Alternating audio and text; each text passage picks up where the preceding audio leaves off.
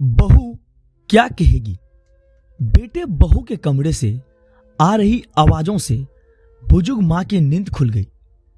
बेटा कह रहा था, मुझे मुंबई में नौकरी मिल गई है, मगर हम तीन, मैं, तुम और मां वहां नहीं रह पाएंगे क्योंकि कमरा छोटा है और दोनों जगह का किराया मैं नहीं दे सकता।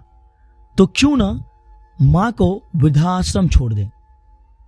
बुजुर्ग मां भीगी आंखों लिए सोचने लगी। अभी साल भी नहीं हुआ बेटे का शादी को और बहू ने उस पर अपना रंग चढ़ा दिया। इस बात का जवाब में बहू क्या कहेगी। वो तो खुशी होगी उसके मन की जो पूरी हो रही है। हे ईश्वर। मगर पति की बात सुनकर पत्नी बोल रही, मां और मैं यहीं रहेंगे। मैं पढ़ी लिखी हूं, बच्चों की ट्यूशन पढ़ाकर इतना तो कमा लूंगी कि मेरा और मां का गुजारा हो जाएगा। और आपने बताया था कि मां ने आपको लोगों के घरों में काम करके पढ़ाया था।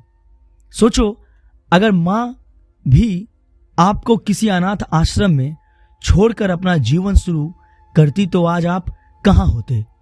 और फिर जब आप वहां सेटल होकर बड़ा कमरा ले लो तो हमें भी बुला लेना। वैसे भी मां उस वृक्ष के समान होती है जो सिर्फ छाया ही नहीं फल भी देती है।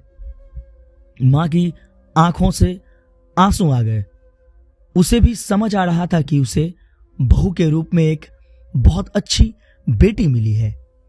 दोस्तों, कहानी का भाव यही है, सास बहू का रिश्ता भी मां बेटे जैसा ही रिश्ता होता है। अगर दोनों तरफ से प्रेम और सम्मान देने की कोशिश हो तो सचमुच रिश्ता बेहद प्यारा है, जो घरों को, परिवार को छोड़ने में महत्वपूर्ण पड़ी है। आशा करती हूं कि छोटी सी कहानी आपको पसंद आई होगी। इस पर आपकी क्या राय है हमें कमेंट करके जरूर बताएं। चैनल पर नए हो तो चैनल को लाइक और सब्सक्राइब कर दें। वीडियो देखने के लिए बहुत बहुत धन्यवाद।